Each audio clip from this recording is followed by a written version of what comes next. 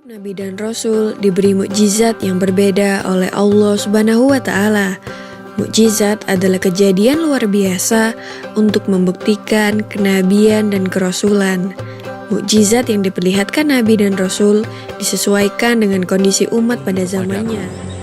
Seperti yang disebutkan dalam Al-Quran surat Asy-Syu'ara, lalu kami wahyukan kepada Musa, pukullah laut itu dengan tongkatmu, maka terbelahlah lautan itu, dan setiap belahan seperti gunung yang besar.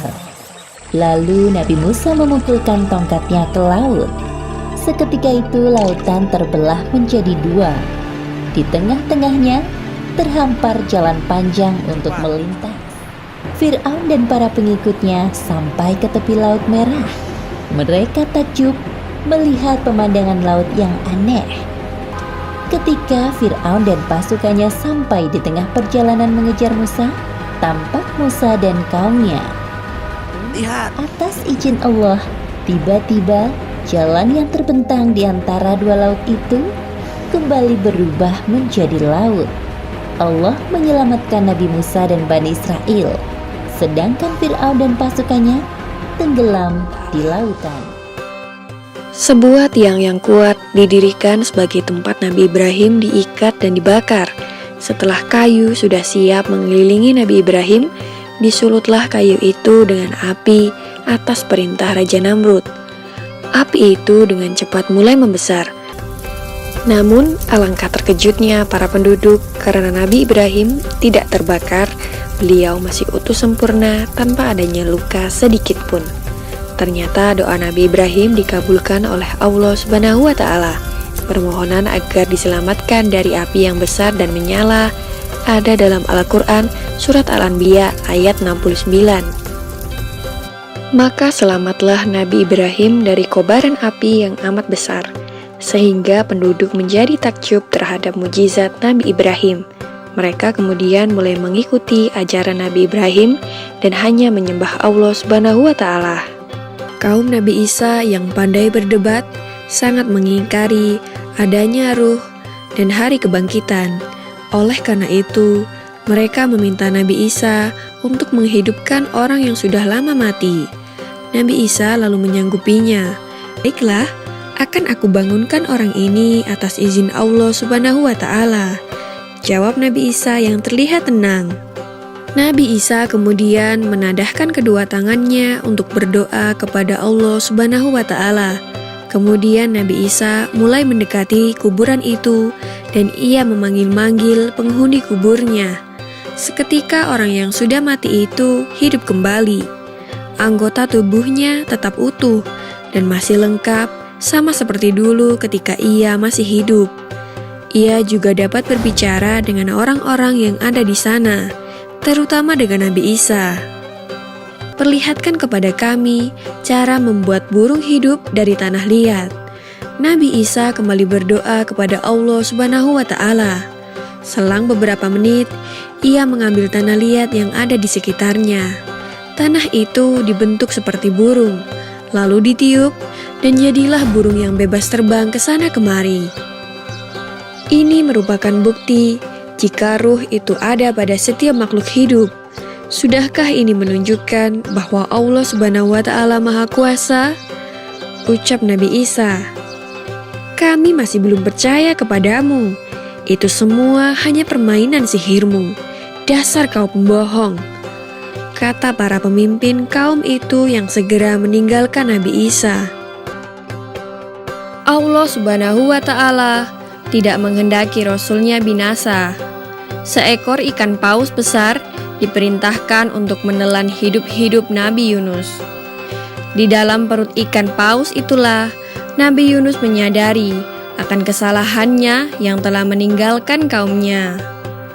Ia berdoa kepada Allah dan bertobat kepadanya.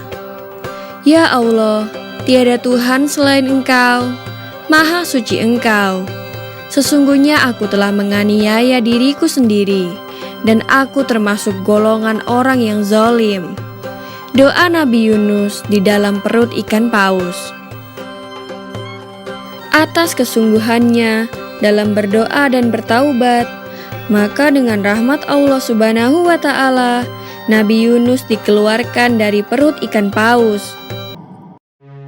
Peristiwa Isra Mi'raj disebutkan dalam Al-Quran, Surat Al-Isra ayat 1, Surat An-Najm ayat 13 hingga 17, juga di beberapa hadis.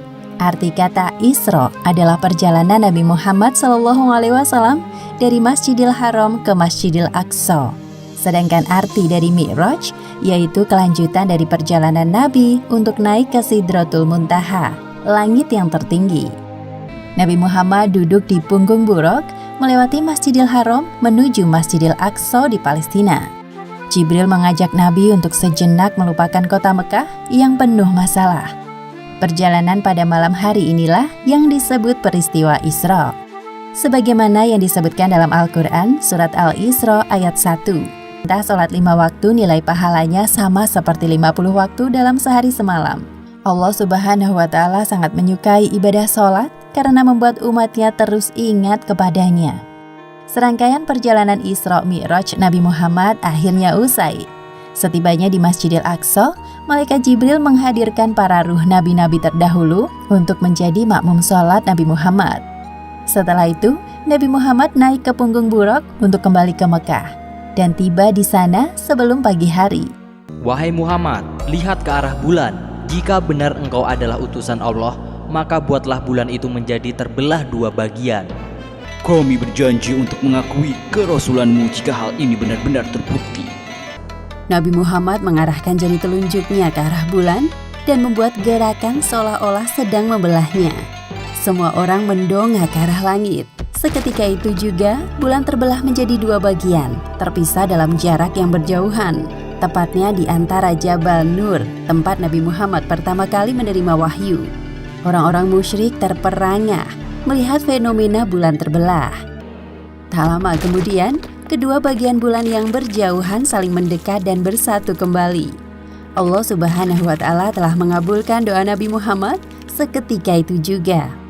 Setelah berhasil membelah bulan atas izin Allah, giliran Nabi bertanya kepada kaum kafir.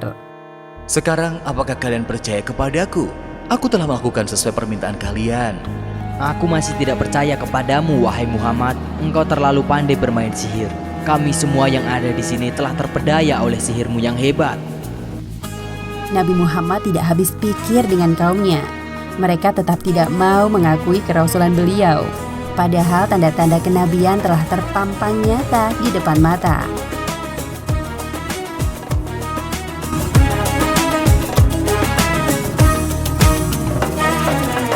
We're here on this special day. Our hearts are full of pleasure. A day that brings the two of you close together. We're gathered here to celebrate a moment you'll always treasure. We ask Allah to make your love last forever. Let's raise our hands and make dua like the Prophet taught us. And with one voice, let's all say, say, say, Barakallahu lakuma wa baraka alaykuma wa jama'a baynakuma fi khair. Barakallahu lakuma wa baraka alaykuma wa jama'a